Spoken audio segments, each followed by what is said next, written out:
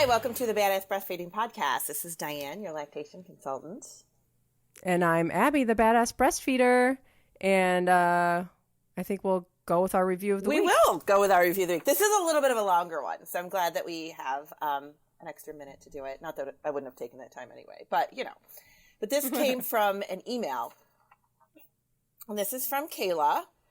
And she says, "Hi, Dianne and Abby. I subscribed to your podcast months ago, but never listened until today. I was nursing my almost 2-year-old, and I was feeling really icky, nursing aversion, and thought I needed something to distract myself from this. I know they have an episode about this, and lo and behold, I found it and listened. I could relate to every word. I just wanted to say thank you. It's nice to hear about nursing aversions and the feeling of running through a brick wall on such a large platform.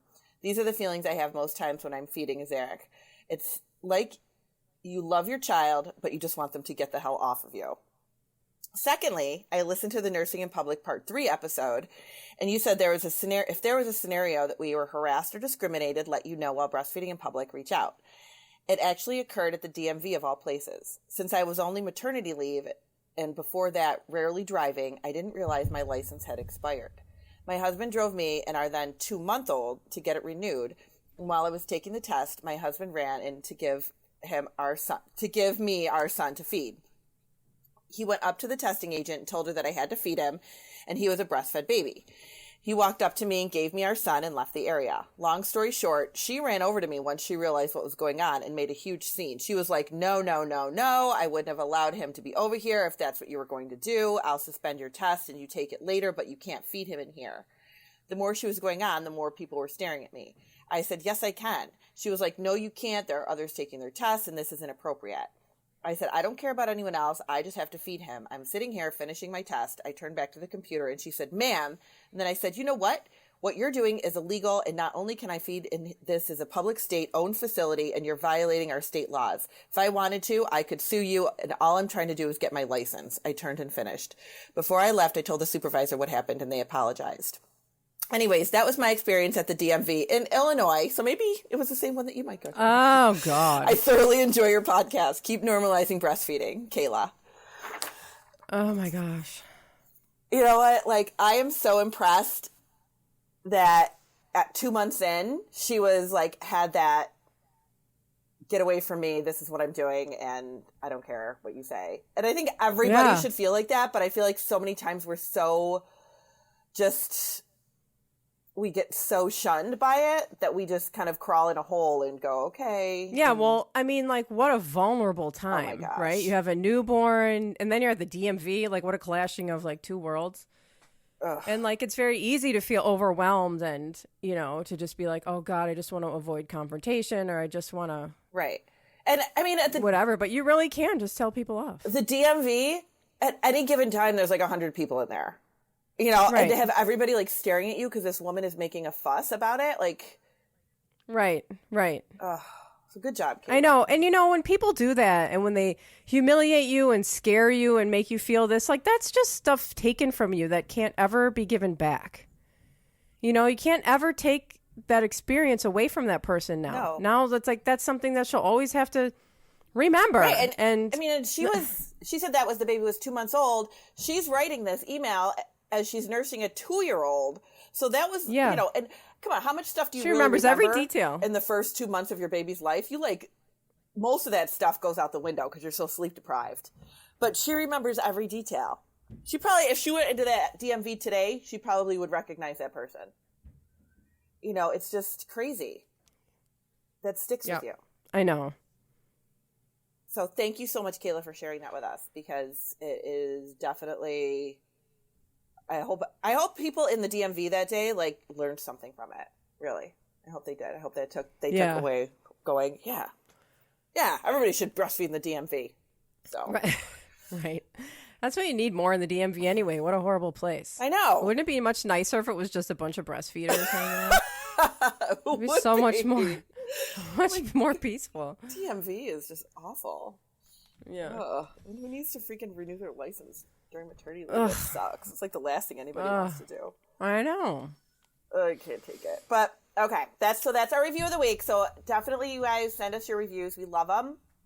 I know I say that every week, but I really do. I love to read them. If you could send them through iTunes, that's the best way because it helps the podcast so much. If you can't, but you still want to send us a review, you can send it through our website, email, badassbreastfeedingpodcast.com. And we will, read them on the air. We love to hear the stuff. And obviously, too, like these stories empower other mothers. So this is really important to hear. Absolutely. Yeah. Absolutely. So today, we'll talk about the elephant in the room. I don't even know if it's an elephant in a room at this point. It's I feel like hurricane in the room. We have to do an episode on this. If we don't, we're shunned from society, I think. We have to. I know, you have to talk about it. Nobody wants I to want talk to about anyway, it. because there's so much information going around out there, and I've posted a few things about breastfeeding and COVID-19, and people are like, oh my God, I didn't know. And, so there's people who just don't know, who are worrying right now, who's not worrying. I mean, everybody's worrying. And then if you have a newborn, you're probably worrying more. If you're pregnant, you're probably even worrying more. I've gotten messages from people. So people want to know. People need to know. And, there's this information. There's people who are very news focused and look at everything that's going on. And then there's people that aren't news focused and don't really know. And they're just kind of hearing whatever anybody is, kind of random things that may or may not be accurate. And especially when you're a new mom, you're not focused on the news when you're a new mom. I'm sorry. Right. You're just not. No, you shouldn't ever be focused on the news. I mean, focused on the news, that's just... No, I think they've pretty much confirmed that that's really detrimental to your mental health. So, if you're a new mom and you're like, oh my gosh, how does this impact me? And you just have people in your ear going, oh, this is out there, don't breastfeed, it's really dangerous, blah, blah, blah. That's why we're doing this podcast today, so that we can give you the information that you need without having to search it out. Yeah, and we're not gonna talk about COVID-19 and the science behind it and the symptoms and all this. We talk a lot about doctors on this podcast and how doctors need to stay in their lane. Well, we have found ourselves right in the middle of their lane. I know. This is this is where your doctors are. This is what they're for. The infectious disease experts, all these people out there, we know what our lane is and we know where their lane is. And this is their lane, especially, just in general. This is they are driving this ship and we are trusting them and they are the ones doing the research and giving us the information. And thank God for them. This is what we mean. This is what they're for. Yes, this is what they're This is what they're good at. This is what they're doing for us. And this is how they're going to get us through this. So we're not going to go into the science behind it because you can find that at the CDC. You can find it at the World Health Organization. You can find it from your doctor. Your doctor knows. If you have questions, your doctor knows. Now the breastfeeding piece, that's something that we can help you with. Yeah, absolutely. So, yeah. And it's pretty simple. I mean, pretty much all you need to know is keep breastfeeding. And it's not just because that's what we say about everything. It's because it's true. Thankfully, new moms are really great at social distancing anyway. And we didn't call it that, but everybody was a lot of new moms, especially we're still, half the country is still in winter, but you have a new baby. Not most people aren't oh yeah, let me go to a restaurant or let me go, out shopping with my brand newborn. That doesn't usually happen. So that's perfectly fine.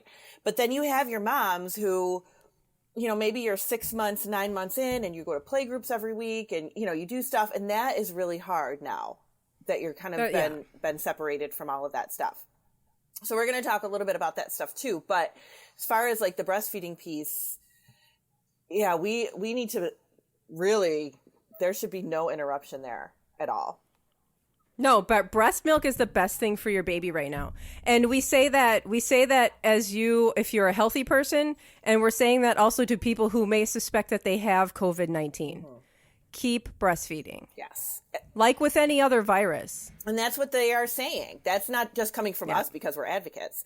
That's what is being said in the world, around the world, about breastfeeding with this. Exactly. Right. And we can put the resources to the World Health Organization. I was struggling to find the information right before we started the podcast, but I found, I found a good little, it's a Q&A on COVID-19, pregnancy, childbirth, and breastfeeding from the World Health Organization, which is the greatest organization. and I'll get to that in a second too. And it's all these little questions like, are pregnant women at higher risk? I'm pregnant. How can I protect myself? Should pregnant women be tested? All the way down through breastfeeding and birth. And, so you can get your information there, but basically keep breastfeeding. Yeah. Keep breastfeeding. And if the whole thing of like, oh, I think I'm coming down with something. It could be COVID-19. I need to separate myself. I should isolate myself from my baby. Viruses don't work like that. Your baby's already infected. Yeah. Viruses are in your body for days, weeks before you come down with symptoms. So you're already there. Separating yourself from your baby is first of all, not helpful, and it's not needed. What your baby needs is breast milk. The breast milk already carries the antibodies to kill the virus. So they are better off than anybody, honestly. Like, they are better off than anybody else. They're sure better off than you are. But don't, practice, obviously, good, what's the word I'm looking for here? Hygiene. Yes. Good hygiene. What you need to do. Yeah. Just, the washing the hands. If you're coughing, don't cough on your baby's face. Obviously stuff like that. But absolutely, the breast milk is fine. There's nothing wrong with that. And I know that there are some moms out there who are really like, oh my gosh, I don't know if I trust that information. I want to, maybe I shouldn't be breastfeeding. Keep in mind, and if anybody tells you this too, this is a really, really important piece to keep in mind. Breastfeeding in emergencies is a really big deal. Do you know how hard it is for people to be getting formula right now? This is a big deal. So it is not only just the fact that this is the most important thing for your baby to keep them healthy. This is also important to be feeding them, because if you abandon that and only go to formula, if this stays the way it is right now, and we don't know how long it's going to be like this, but we have people are hoarding formula. And you're having a hard time getting a hold of it. We have seen that. We saw that very early on. The first week of this in my town, people were looking for formula.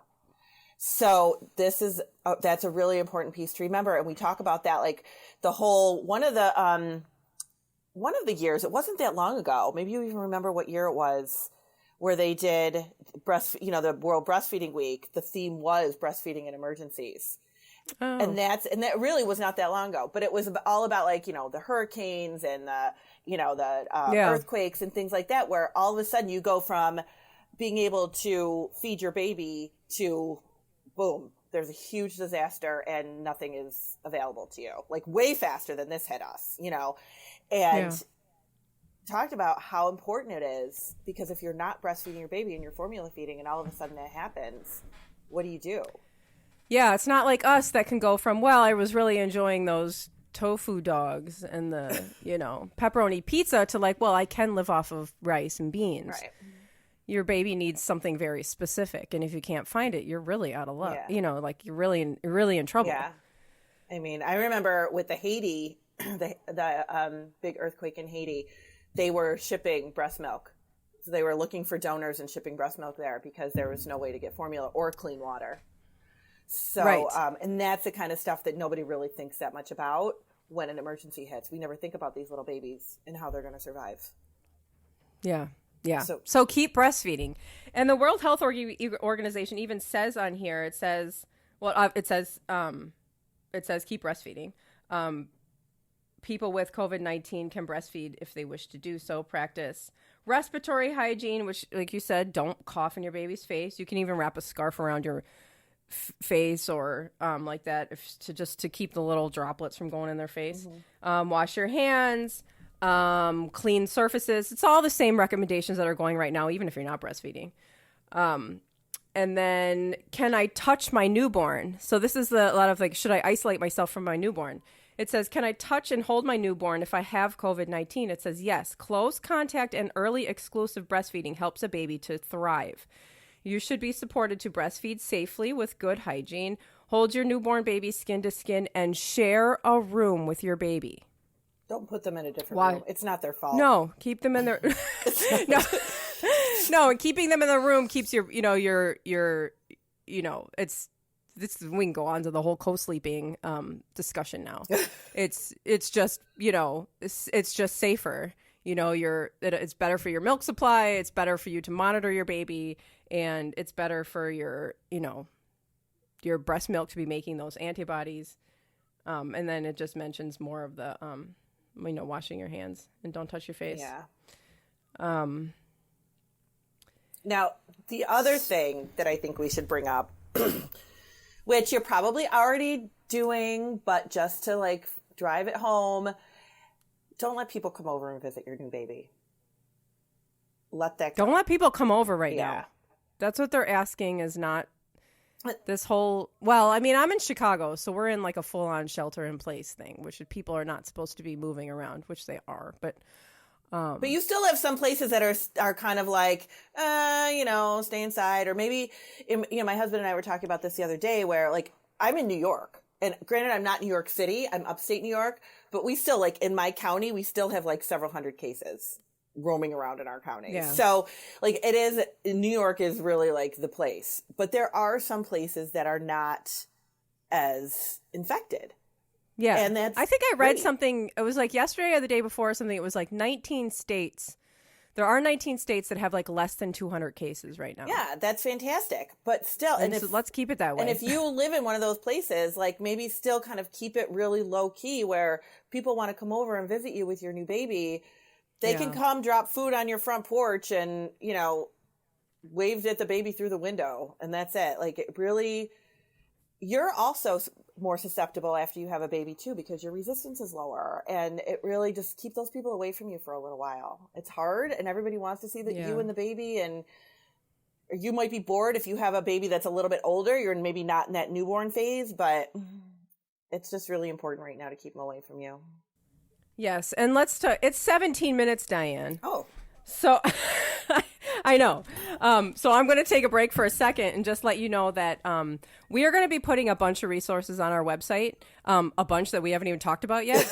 So we'll put the CDC stuff on there, the World Health Organization stuff, and I'll tell you why we're putting the World Health Organization stuff on there.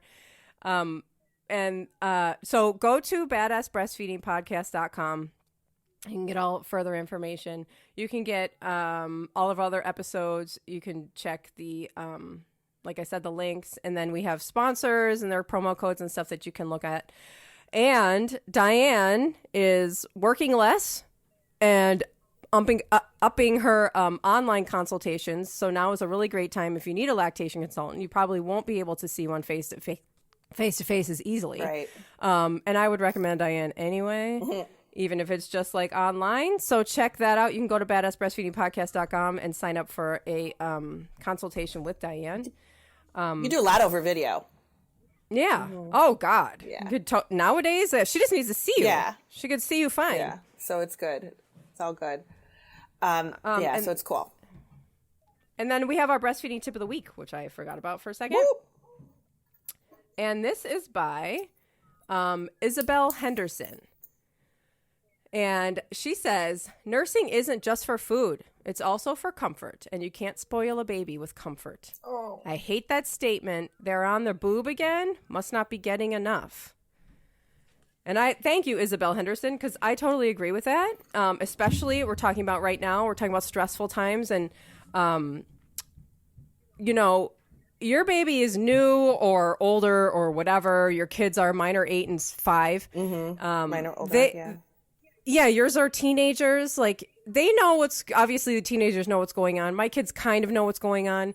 Your baby doesn't know what's going on, but they can feel all of this. Mm-hmm. They can feel the change in routine. They can feel our anxiety. Everybody knows something's going on some level. And continuing to breastfeed and continuing to, to realize that breastfeeding is so much more than food, that it's comfort, that it's safety and security. That this is just the best thing that you can be doing right now for yourself and for your baby. Yeah. I mean, it's, yeah, it's so much more than food. Kind of lets you escape from the world for a few minutes, which is nice. Yes. We should take all of those opportunities right now, because it's getting real out there. So what else you got for us? Yeah. So let's switch over to the recommendations now that are coming from the CDC. Now, listen, if you haven't heard this, take a deep breath and don't panic, okay? The CDC has now started to suggest on their website that if a mother is tested positive or suspected of having COVID-19, that they recommend considering separating the baby from the mom. Now, don't panic, because everyone thinks that's ridiculous, including the World Health Organization and Dr. Jack Newman, who is being interviewed by the lovely lady at Mother Baby Sleep. You've heard me talk about that page before. I love it. Yep. She got Dr. Jack Newman, who is a pediatrician in Canada, very well known, the head of the Newman breastfeeding clinic there. He says, the CDC is, as usual, kind of overly strict, or, just sort of not using the best science for things, and just kind of off doing their own thing. Right. There's no other health organization that is recommending this. And even the CDC says, maybe you should consider it, talk to the mom, see what she wants to do. The final decision should be, individual, whatever. So it's not this sweeping thing, mandatory thing or whatever. But it is, there is being talk about it. The World Health Organization is not saying anything like that. Like you just heard, they are suggesting continuing breastfeeding, continuing close contact. It doesn't make any sense, because people who have been, exposed to the virus, beforehand, it doesn't make any sense. The best thing you can do is keep your baby close and breastfeed them. Yeah. This is what the World Health Organization is saying right now. And they are, I think that they're the best ones to listen to, right? Well, the CDC, now correct me if I'm wrong, but the CDC is just a United States thing, right? It's just United States, and they are always doing their own thing. Right. And they're just like the United States is always doing their own thing, and not going along with what the rest of the world and the scientists and everything are like, hey, this is what we think is best. We're all going to get together and say this. The CDC is just like, nah, we're just going to do whatever we want. We'll just do this. Well, we just if you think about the CDC, and we also have a lot of listeners that are worldwide. So the CDC is United States. There's women all over the world who don't birth in hospitals. They birth in birthing centers. They birth at home. They birth in a birthing center, and then they go home within a few hours, and they get followed up at home. So obviously this wouldn't apply. So the CDC is really looking at one small pocket of people that are birthing in a hospital where this separation would happen. Right. And what hospital can do that right now? It's ridiculous. It's not. This is a ridiculous thing to suggest that people need to do or should consider. First of all, hospitals are completely overloaded right now. Right. And no, not that. Second of all. First of all, mom and baby should be together. That's the end of story. End of story. Yeah. They need to be together, and we need to not be threatening this on parents right now. It's causing too much panic. I got a message from a woman the other day saying that she was describing herself as gut-wrenchingly, hand-wringingly freaking out about her birth coming up in the next few weeks. And so, I really had to talk her off the ledge, because she's freaking out, which I'm sure it must be so hard to be pregnant right now, and to, think about going into a hospital and having a baby and wondering kind of, what's going to happen. Yeah. But this is, first of all, the CDC is mentioning, so not saying it has to happen. They're saying that this could be considered. Don't consider it. Advocate for yourself. Refer to the World Health Organization's recommendations if you want. You can go to the website that we'll put on badassbreastfeedingpodcast.com, and just say, no, this is not an option for me and my family. Now, the other thing that comes with this, several years ago when I worked in a hospital system, it was one of the years where the flu was really bad. And they talked about, they might have even done this. I might have blocked it out because it was so ridiculous. But they were attempting to separate moms and babies if mom came in with flu-like symptoms. Who in labor doesn't have a flu-like symptom? I'm sorry, I have flu-like symptoms every other day. But when you're in labor, you come in labor, right? fever. Oh, I think I have the flu. Right? You've got a fever. You might, have diarrhea because your system's cleaning out. You spike a fever because you're in labor. You've got an epidural that causes a fever. Throwing up every year. Throwing up. Right. Like those are flu-like symptoms. If they even pull that stuff on you at all, be like, well, aren't those the same symptoms that you would have when you are in labor? Like, really advocate for yourself. I know that this is going to be hard to advocate for yourself while you're trying to have a baby, for God's sakes. You shouldn't have to, but you might have to. You might have to, but I'm also thinking it might be okay because, again, the hospitals are so overloaded right now that they might. I don't know what in general, like, the reaction of labor and delivery staff right now are of this, recommendation by the CDC. They might just be like, what? Yeah. You're out of your mind. Right. We don't have space for that. We don't have time for that. This is a epic health crisis in America right now. We don't have, it's beyond that. Right. A lot of hospitals, I'm not going to say most, but a lot of hospitals do not have separate nurseries anymore. So there is not a place for your baby to go other than your room. And which is where your baby should be. End of story. Don't take any other shit. No. I mean, oops. Can I say that? That's fine. Okay. But in New York right now, because New York is losing their minds, they were debating for a while this week to keep partners out of the room. Oh, I know. I was hearing this nonsense. Uh-huh. Yeah, and they finally said, okay, we'll allow it. Oh, thanks. We'll allow it. Okay. Yeah, like your partner's not going to be there when you're having a baby. Come on. Yeah, and for what reason? Because they were just with you before you got there. Right. So they don't infect you with COVID-19? I mean, like... Because they don't want... What? They don't want to have one more person in the room? How about you take out the resident? How about you take out the student? How about you take out those people? Take out the 20 other people. Yeah, right. No, that's unacceptable. Yeah, that's completely unacceptable. Yeah. Okay. What else we got? Okay, what other resources? We were going to talk a little bit, about the because everybody's now... oh my God, we're homeschooling. So if you're listening, if you're listening to this, you have a baby that you're breastfeeding and you might not have older kids. If you have older kids, there's a lot of like resources going around about all the museums that are doing virtual tours, like lots of curriculum that you can be doing, like Harvard, all the big universities are putting classes online and all these cool things are happening. That's awesome. I'll put that stuff on the website. I also would just like to say that you are not homeschooling. As a homeschooler, I take offense to the assumption that homeschooling is crisis schooling and isolation. That is not what we do. No. This is a totally unique situation. This is a crisis. And you're going to get through this the best you can. Do not freak out about the curriculum. No. Do not freak out. Your child will not fall behind. Everyone's in the same boat right now. Cuddle your kids. Again, they know what's going on. They know something is going on. Spend time with them. Be close to them. Comfort them. Try to show them as much normalcy as possible.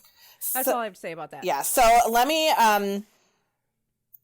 go with that as well. I was doing of course, like I said, mine are older, so they kind of are doing their own thing. But, they get work that is sent to them through their school thing, through their emails and stuff, through their school portals, and they do their work. And I don't know what I would do if I was trying to do otherwise. But I was covering a online support group the other day, and one of the moms was really stressing out because she has a 1-year-old who has some special needs because he was a preemie, and she's got a 3-year-old and a kindergartner. And she's like, I wasn't really given much information on how to help my kindergartner. I don't know what to do.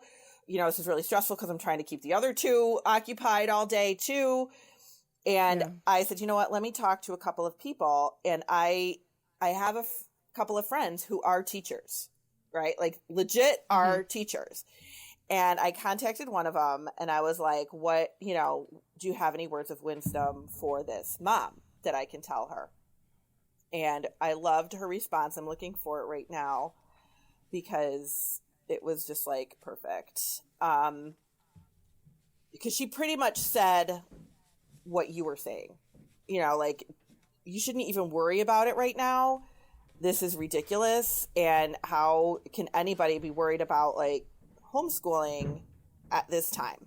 You know, like it's just too much. Yeah. If it's not something that you're used to. Plus, some women and dads and partners are all trying to work from home too. So now you're supposed to work from home and do the homeschooling type stuff. Yeah. Like, no, you're not supposed to. No, you're supposed to get through it the best you can with creating as much comfort for your children as possible. Yeah. So just do that. Okay. So I'm looking for it right now. Oh my gosh, do I really text this much during the day? Like, this is crazy. I'm like looking through all this stuff. I mean, there are, you know, if you need to also, it's, you know, it's hard. It's hard. So what I will say as a homeschooler, and I honestly don't even identify as a homeschooler. We're more of an unschooling family, so we don't use a lot of curriculum. So a lot of this, the transition from, you know, I didn't have a big academic responsibility come onto my plate. My kids don't go to school. We don't use a lot of curriculum. You know, so for people who their routine was go to work, you know, the kids go to school, you come home. So to have that change from everybody home all day together, now that I can see is different from what I'm going through, because I'm with my kids all the time anyway. I'm used to being nuts about it. So to go from not having that life to having that life, I can see how that would be jarring. So don't put all the pressure on yourself, all the other outside pressure on yourself, you know. Try to just create as much fun as you can. We had a dance competition where we all took turns dancing. We picked a song, and then we posted it on the internet, and people voted for their favorite. Oh, how fun. Yeah, and we, you know, we make lots of like, you know, we make slime, and we draw pictures, and we watch shows, and we, you know, listen to music. And, you know, you're going to be doing things that are just going to be occupying your time, trying to keep them busy, you know, and if there's something that is working, that's keeping them busy, that they're enjoying, go with that. Yeah. If you think, oh my God, they're falling behind in math because they're not really interested in math right now, don't worry about it. Yeah. Don't worry about that. It's not, they are not going to be behind in math when they're 20. No. Like, it doesn't work like that.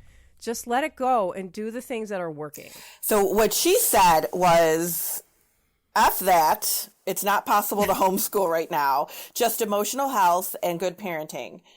And then another one of my friends that has a lot of little kids at home. And she said, we've been trying to do a little things each day, some drawing, music, outside time, family meals, games. Little kids don't need a ton of structure, formal stuff. They recommended stuff like The Artful Parent and Wilder Child, which is on Facebook. Integrating your kids in like baking and cooking and things like that, where you can do a little bit of math and kind of sneak it in, where you can do stuff. You know, yes, you might find yourself unschooling and really love it. You know, the things. That's how my kids learn math, by cooking, by learning about sharks, by just following their interests. Yeah, this is your opportunity to see be amazed how learning happens, because they're learning all the time. One of the other things that I heard, which I think is a great suggestion to kind of keep in the back of your mind, is that if you are if your kid is at school and they're in math class for an hour, base that on 25 kids in that class. Do not be expected to do that same volume with your child at home. And even, you don't even need to. No, and even because you won't be doing there was some statistic sometime about like 80% of school is classroom management. Yeah. Like, you're not doing that. You know, it's not gonna take like, you know, 40 hours a week. No, absolutely not. Even my kids, they might do it, you know, a couple hours and be done. And it's like, I have to kind of, because I'll be like, what are you doing? Why are you watching TV, or why are you playing video games or whatever? And I'll be like, I'm done. I did 2 hours of my homework today. And I'm like, actually, you know what? That's probably more than they do in school, quite honestly, because, you know. 2 hours? Definitely. Yeah. So they don't need to be doing 6 hours of work. You don't need to have them doing. No, don't make them do that. No, don't do that. Absolutely not. Just do little things here and there. It's fine. They'll be fine. Yes, good parenting and mental health. I like that. That's what you need to focus on. Lots of reading, and that came from a teacher. She's a teacher, so that is legit. And she has kids that are I think, like, how old are they? 1.5, 5, and 7 or something like that. So, she's in the same exact boat and saying, no, I'm not even going to, and her kids are like at a Montessori school where they do get a lot of attention and a lot of things. So it's like, you know what, just lots of mental health, lots of reading, lots of engagement. It's fine. They might do whatever's making them happy. Do more. You might do a little bit more TV right now than you expected to. That's okay too. Let yourself off the hook. Especially if you're trying to work at the same time. It's totally okay. Oh my God. Yeah. Totally okay. And we're going to put a bunch of resources up. We've got some really great things for you. So we're going to post that stuff all on the website. And I mean, you're bound to find something that you're going to love. So it's all good. All right. I've got 2 more things. Okay. One more thing. One of them is the account on Instagram called Gypsy and Spice. It's Jenny Thomas, and she has organized an entire database in her highlights. I can't remember what it's called, but if you go to her highlights, you'll see it's like Milk Bank or something. She has connected, because of the formula shortage that's going on. That we were just talking about?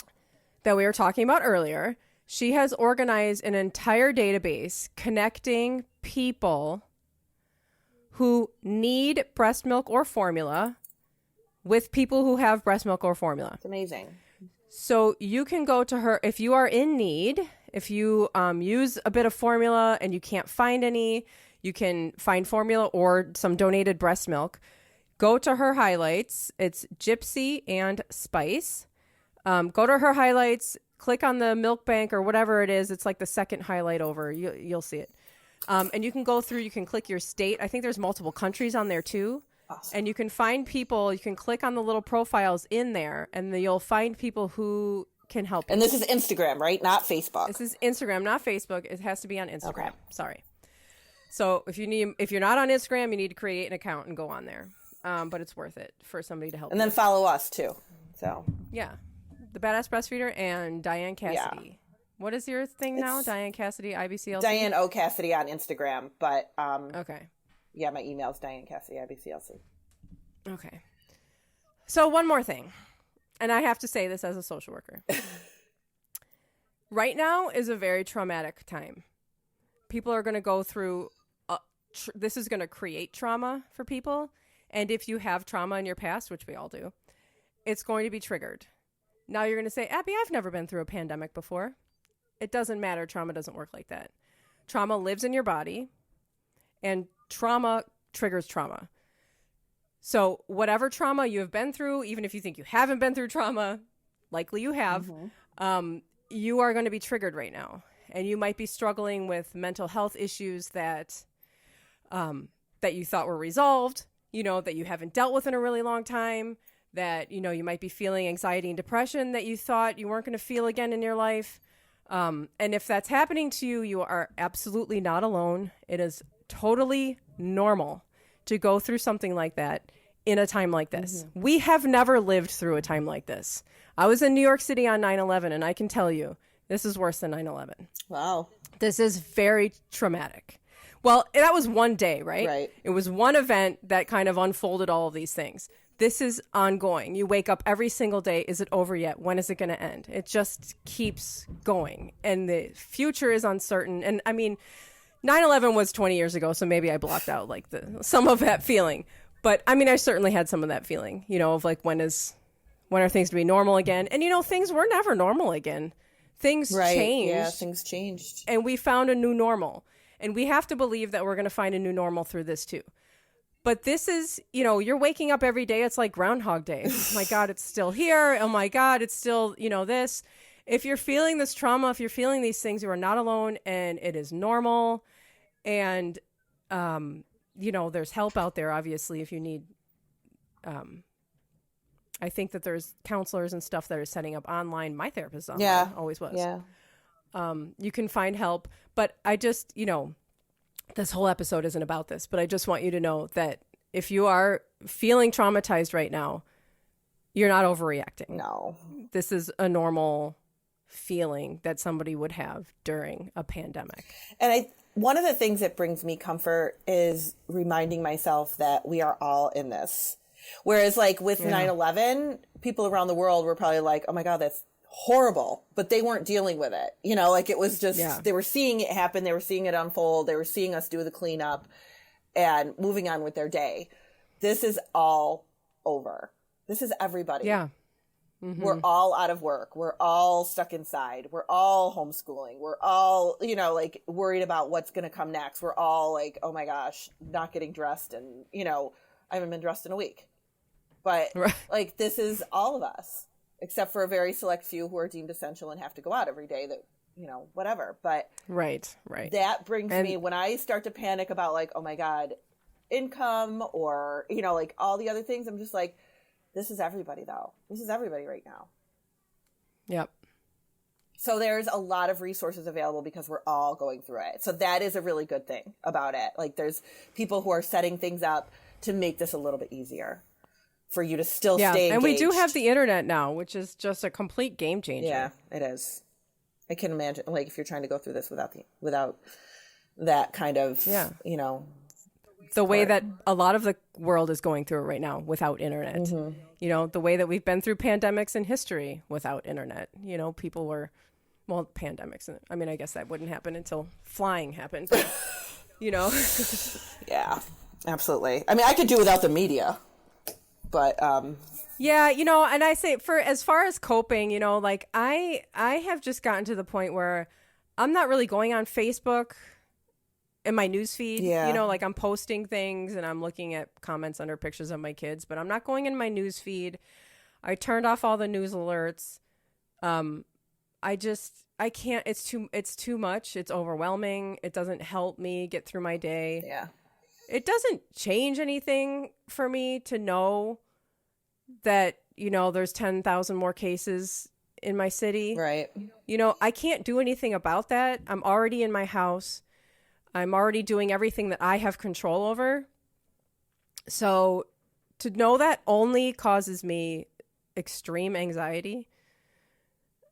Right. It doesn't provide me with any, you know, anything useful. Right. So, you know, I think if you got to turn it off, you know, if you got to turn us off, if you saw the title of this episode and you were just like, oh God, I can't stand another conversation about it. Yeah, we get it. I get it. We get it. Totally get it. We get it. So feel free to turn it off. You know, it's not, I know we have this like, this obsession with media in our culture of like, you have to know everything that's going on all the time from every single news source. It's that you don't need to know everybody's spin on every aspect of this. And quite honestly, with this, what you read yesterday is going to be different today anyway. So just stay in your house and wash your hands. Yeah, that's all. That's all you got to do. That's all you got to do right now. And we're going to get through this. And I don't know. Totally okay. Maybe we can come up next week. We'll have that episode of just like funny stories or something. Oh my God. I remember when we did that last time. It was hilarious. Yeah. But everybody stay safe. Yes. Stay with your baby. Stay home and wash your hands. Keep breastfeeding. Yes. And we'll talk to you next week. Bye. Bye.